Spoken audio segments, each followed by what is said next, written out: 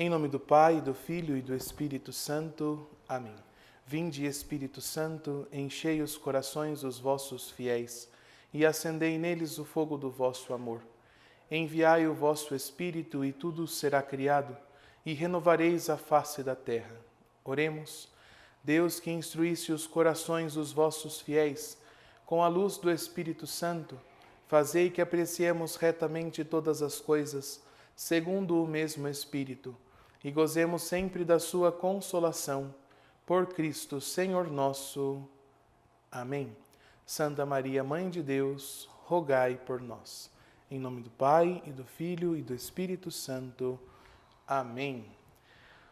Olá, meu querido ouvinte, querido aluno, não sei como eu posso te chamar, né? Nessa formação aí que estamos começando, um ciclo formativo sobre liturgia. Eu sou o Padre Carlos Alberto, mais conhecido como Padre Betinho. Eu tenho 27 anos de idade, fui ordenado no último mês de dezembro, agora, dia 27 de dezembro, e fui convidado aqui pelo Instituto Salve Maria para estar ministrando com vocês uma formação sobre liturgia. Afinal, a minha formação é em liturgia, minha formação específica. Eu sou pós-graduado em liturgia pela Faculdade São Basílio Magno, em Curitiba. Então, estamos aqui para caminharmos um pouquinho sobre esse tema tão importante, né, para nós católicos, para a nossa igreja. Afinal, a liturgia é a alma da igreja. É por meio da liturgia que tudo acontece, que a vida da igreja pode acontecer, por meio da celebração dos sacramentos, e não somente dos sacramentos, mas da vida litúrgica da igreja como um todo. Bom, como primeira aula, então, né, como primeira formação, nós vamos ter uma leve introdução sobre o que é liturgia. E eu queria deixar muito claro para todos vocês que nessa aula, nesse módulo do curso, quando nós falamos de liturgia, nós não estamos falando de missa. Nós estamos falando da celebração de todos os sacramentos e também dos demais atos litúrgicos que não são celebração sacramental. Por exemplo, liturgia das horas, também as parasliturgias que a igreja tem como devoção, né? A nossa igreja tem como essência uma vida litúrgica. A própria celebração da palavra de Deus com a distribuição da comunhão fora da missa, ela consiste, de certo modo, ainda que não oficial, ainda que não a título sacramental, mas ela, de certo modo, ela tem um caráter litúrgico. Porque o que é liturgia, senão um conjunto de ritos, um conjunto de rituais que celebram alguma coisa. Porém, esse termo liturgia nem sempre teve a conotação que nós entendemos hoje. Nem sempre liturgia foi entendida como ato cultual, como ato de culto a Deus. Liturgia, no Antigo Testamento e também na língua grega, vamos lá. O termo liturgia, ele deriva do termo grego leiturgia, que deriva de dois termos hebraicos, avodá e sheret. Todos esses três termos, eles primeiramente não tinham a conotação de culto a Deus, mas sim de um serviço prestado para a comunidade. Então, liturgia, na concepção antiga, na concepção tanto grega quanto hebraica, ela tem primeiramente essa função e esse sentido de serviço prestado à comunidade. Avodá e sheret. No âmbito hebraico, essas duas palavras, apesar de terem o mesmo significado, elas manifestavam o sentido diferente que elas eram aplicados. Por exemplo, avodá, ele era utilizado para serviço prestado à comunidade a título profano. Como assim?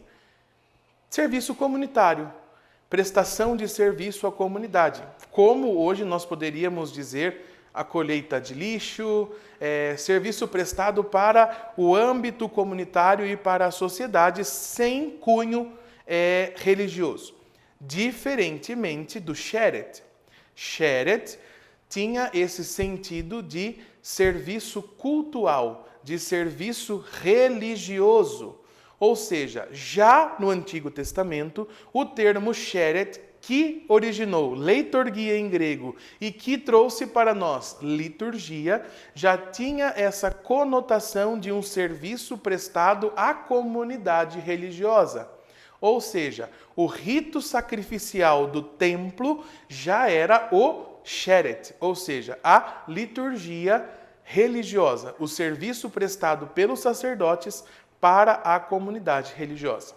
Nós sabemos então que houve 70 anciãos do povo hebreu que traduziu a Bíblia, que traduziu o Pentateuco e os demais livros para a língua grega, aquilo que nós chamamos de Septuaginta, ou a Bíblia dos 70. Quando esses 70 anciãos traduzem toda a Bíblia hebraica para a língua grega, eles unem avodá e sheret num único termo, leiturgia. E agora, então, leiturgia em grego vai ter esse sentido de serviço prestado à comunidade, tanto profano quanto religioso. Então, eu estou dizendo isso para que a gente compreenda a evolução que o termo liturgia passou. Primeiro de um serviço prestado à comunidade de maneira profana, depois um serviço prestado à comunidade religiosa pelos sacerdotes. Esses dois termos, avodá e sheret, são unidos num único termo, leiturgia, que no Antigo Testamento ele é utilizado em torno de 70 vezes, unindo os dois termos. Só no Novo Testamento, que pouquíssimas vezes é utilizado o termo leiturgia, esse termo, então, trará em si o sentido de um novo culto a Deus. Então, no Novo Testamento, especialmente no Atos dos Apóstolos, nós vamos ter agora o termo leiturgia, o termo grego leiturgia, utilizado como sentido de um novo culto a Deus, instituído por quem? Instituído por nosso Senhor Jesus Cristo. Cristo agora encerra o tempo dos sacrifícios de animais, o tempo dos sacrifícios do templo e inaugura um novo tempo. Inaugura o tempo agora do sacrifício de quem? De si mesmo. De si mesmo. Portanto, no Novo Testamento, agora, leiturgia passa a ter o sentido e o significado de culto cristão. Vamos agora para o que diz a Igreja acerca do termo liturgia. O Catecismo da Igreja Católica, no ponto 1069, diz o seguinte: a palavra liturgia significa originalmente obra pública, serviço da parte do povo e em favor do povo. Na tradição cristã, ela quer significar que o povo de Deus toma parte na obra de Deus. Pela liturgia, Cristo, nosso Redentor e sumo sacerdote, continua em sua igreja, com ela e por ela, a obra da nossa redenção. Ou seja, nós podemos observar então essa evolução que o termo liturgia sofreu, de serviço prestado à comunidade para serviço religioso, para culto a Deus, e a igreja então interpreta por meio da tradição que a liturgia é a tomada do povo, o povo de Deus toma parte então na obra de Deus. Qual a obra de Deus? A obra de Deus é a nossa redenção. A maior obra divina acontece na cruz, quando nosso Senhor nos salva dos nossos pecados e nos retira, nos salva da morte e dá a nós a possibilidade de vida eterna. Porém, resta uma questão. O fato de Cristo ter morrido na cruz perdoou os nossos pecados? Sim. Mas nós paramos de pecar? Não paramos de pecar, porque a concupiscência da carne está intrínseca ao ser humano. O pecado original e a tendência ao mal está intrínseco ao ser humano e o ser humano, infelizmente, continua pecando. Então, quer dizer que a redenção acabou? Não. Por isso, Cristo instaura os sacramentos, porque por meio da liturgia, a obra de Cristo continua acontecendo na história. A obra de Cristo, a redenção, continua sendo atualizada. Inclusive, o termo atualização será para nós um dos temas das nossas aulas, onde nós veremos o que significa atualização dentro do contexto litúrgico, porque a atualização não significa memória, não significa apenas uma lembrança de algo que aconteceu, mas atualização, seguindo um pouquinho a linha de Bento XVI, nós vamos trocar o termo atualização por presentificação. Então, quando celebramos a liturgia, e repito, não estamos falando de missa, estamos falando dos 7 sacramentos e também dos demais atos litúrgicos que não são sacramentais. Quando nós celebramos qualquer um deles, é a mesma coisa que nós buscássemos aquele evento ocorrido lá atrás e trouxéssemos para o presente. O mesmo evento, o mesmo sacrifício. Então, a título de início, acho que resta para nós entendermos bem. Liturgia não significa missa. O termo liturgia ele é muito mais expansivo do que apenas a celebração do sacrifício da missa. São 7 sacramentos. E a celebração de qualquer um dos 7 sacramentos é de caráter litúrgico. Portanto, os 7 sacramentos são ação litúrgica. E sendo ação litúrgica, eles atualizam no tempo e na história o mistério redentor de Cristo. Na celebração de qualquer um dos 7 sacramentos, nós estaremos frente ao mistério pascal. E também na liturgia das horas, por exemplo, que é uma oração litúrgica, mas que não é sacramental. Porém, na liturgia das horas, nós atualizamos a oração de Cristo. Porque quando a igreja reza, Cristo reza. Por isso, então, num primeiro momento, para nós é muito importante entendermos a evolução desse termo. Num primeiro momento, para nós é importante entendermos que não estamos falando apenas de missa, porque isso é muito presente, né, nos nossos tempos. Quando se fala liturgia, a primeira coisa que vem na nossa cabeça é a missa. Mas existem outras celebrações litúrgicas. E que esse termo liturgia sofreu essa evolução e que por meio da celebração litúrgica nós atualizamos no tempo e no espaço e na história os mistérios realizados por nosso Senhor Jesus Cristo. Nós vamos entender isso melhor quando formos falar um pouquinho do ano litúrgico. Nós vamos entender isso um pouquinho melhor quando formos falar da matéria e da forma contida na celebração dos 7 sacramentos. Nós vamos falar bastante sobre todo esse âmbito litúrgico e principalmente da importância que a liturgia tem na nossa vida interior, na nossa vida de intimidade com Deus. Por que é importante para nós a liturgia para a nossa vida interior? A Sacrosanto Concilium, no parágrafo 7, vai pedir para os cristãos católicos que tenham uma participação ativa, consciente e frutuosa na liturgia. Essas 3 características, a participação ativa, consciente e frutuosa, nós vamos perceber que elas nos ajudam a encarnar o mistério celebrado na nossa vida. Nós precisamos entender que essa atualização não deve acontecer apenas no altar que está sendo celebrado, ou apenas na pia batismal que está sendo batizada a criança, ou apenas ali no casal, na hora da cerimônia. Mas nós precisamos compreender que os mistérios de Cristo precisam ser encarnados na nossa história e os mistérios de Cristo sendo encarnados na nossa vida são um caminho seguro para o céu. E aqui eu já afirmo um dos temas das nossas próximas aulas. Não é possível sermos santos se não tivermos uma vida litúrgica e sacramental. Não é possível vivermos a santidade se não procurarmos com frequência os sacramentos. Por exemplo, as missas dominicais. Não é possível nós querermos atualizar na nossa vida pessoal o mistério de Cristo se não vamos para o sacramento que atualiza no tempo e no espaço o mistério redentor de nosso Senhor. Uma das perguntas que sempre me fazem quando a gente começa a trabalhar esse tema é sobre as paraliturgias. O que seria uma paraliturgia e por que isso é considerado liturgia? Vamos retornar lá no início da nossa aula.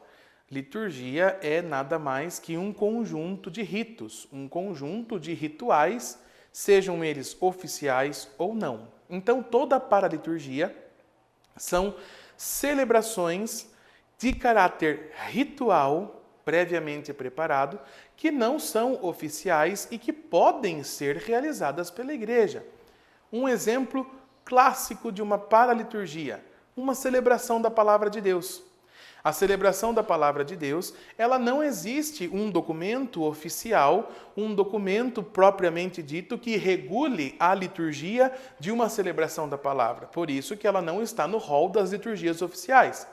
Mas é costume no Brasil que a celebração da palavra de Deus aconteça e com a distribuição da comunhão fora da missa. Isso é plenamente válido e plenamente compreendido pela igreja como um costume que ocorreu aqui no Brasil. Claro que fique muito esclarecido para nós, a celebração da palavra não possui o mesmo valor do sacrifício da missa. Ela não substitui o sacrifício da missa. Porém, a celebração da palavra não deixa de ser uma paraliturgia que nos conduz a Deus. Um outro ritual que é muito conhecido por todos, o cenáculo mariano. O cenáculo mariano que tem o seu devido caminho litúrgico. Qual é o caminho litúrgico? O Santo Terço, seguido da leitura da mensagem do livro azul lá do Padre Gobi, né? E com as orações próprias daquele movimento. Isso é uma paraliturgia devocional. Isso é muito comum e muito possível para nós fazermos uma paraliturgia. Então, as paraliturgias estão muito ligadas às devoções particulares. E elas são plenamente reconhecidas pela Igreja como um caminho que também pode nos conduzir para uma intimidade maior com Deus. Uma coisa muito interessante de se pensar que, embora nós estejamos no Instituto Católico, né, mas a liturgia ela não faz parte só da religião católica. Inclusive, as religiões pagãs, as religiões politeístas estão repletas de liturgias. Nós vemos liturgia hindu, nós vemos liturgias budas, nós vemos liturgias até nas próprias religiões brasileiras, a Umbanda, o Candomblé. Então, o fato de ter liturgia não é algo estritamente católico. Isso para nós é muito importante nós compreendermos.